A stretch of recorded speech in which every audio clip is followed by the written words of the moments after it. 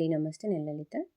ఈరోజు నేను నైట్ డిన్నర్లోకి రాగి చపాతీ చేసుకున్నానండి. దాంట్లోకి స్టఫ్ కోసం అయితే కొంచెం పన్నీరు, మెంతి కూర, క్యారెట్, కొత్తిమీర, కరివేపాకు, నువ్వులు, ఓమ తీసుకున్నానండి.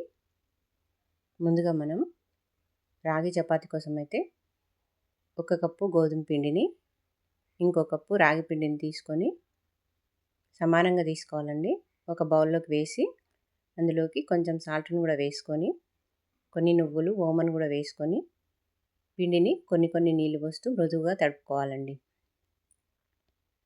తడిపి కాసేపు ఒక 10 నిమిషాలు పక్కన ఉంచితే పిండి చక్కగా నానిపోతుందండి. రాగుల్లో కాల్షియం, మెగ్నీషియం, పొటాషియం వంటి అనేక పోషకాలు సమృద్ధిగా ఉండడం వలన మన ఆరోగ్యానికి చాలా మంచిదండి. ఇవి తినడం వల్ల త్వరగా కూడా ఆకలి వేయదు, బరువును అదుపులో ఉంచుతుందండి. ఇది ఎముకల పుష్టికి కూడా చక్కగా సహకరిస్తుందండి. కీళ్ళ సమస్యల పరిష్కారానికి కూడా చాలా మంచిది. ఇప్పుడు మనము నానిపోయిన పిండిని తీసుకొని చిన్న ముద్దగా చేసుకొని, కొంచెం పిండి ఎక్కువనే, పొడి పిండి ఎక్కువనే పడుతుందండి. పిండిలో అద్ది చక్కగా చిన్న చపాతీలాగా లాటించుకొని, నేను స్టఫ్ కోసం చేసుకున్నాను అని చెప్పా కదండి, దాన్ని మధ్యలో వేసి చక్కగా చపాతీని 4 మూలల్లో మడుచుకొని కాస్త పిండితో పొడి పిండిలో అద్ది మళ్ళీ చపాతీలాగా లాటించుకొని కాల్చుకోవడమేనండి. నూనెతో కానీ నెయ్యితో కానీ కాల్చుకోవచ్చు. బటర్ అయితే ఇంకా బాగుంటుందండి. పైన కూడా కొంచెం వేసి లాటడం వల్ల చపాతీ చాలా టేస్ట్గా ఉంటుందండి. ఆ మెంతులు, నువ్వులు తాకుతుంటే అయితే ఎంత రుచిగా ఉంటుందో చపాతీ, అసలు ఏ కర్రీ లేకుండా ఉత్తగానే తినేయొచ్చండి.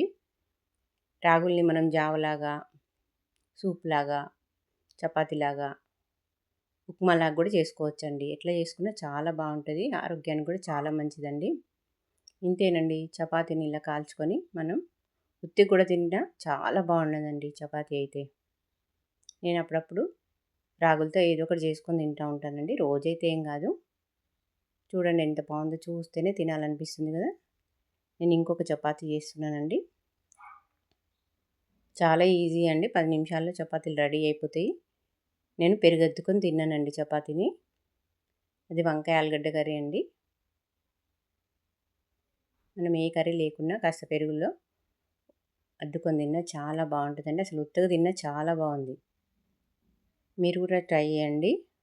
ఈ వీడియో కనుక మీకు నచ్చితే లైక్ ఇవ్వండి, షేర్ చేయండి, కామెంట్ బాక్స్లో కామెంట్ ఇవ్వండి. థ్యాంక్ యూ అండి. నమస్తే.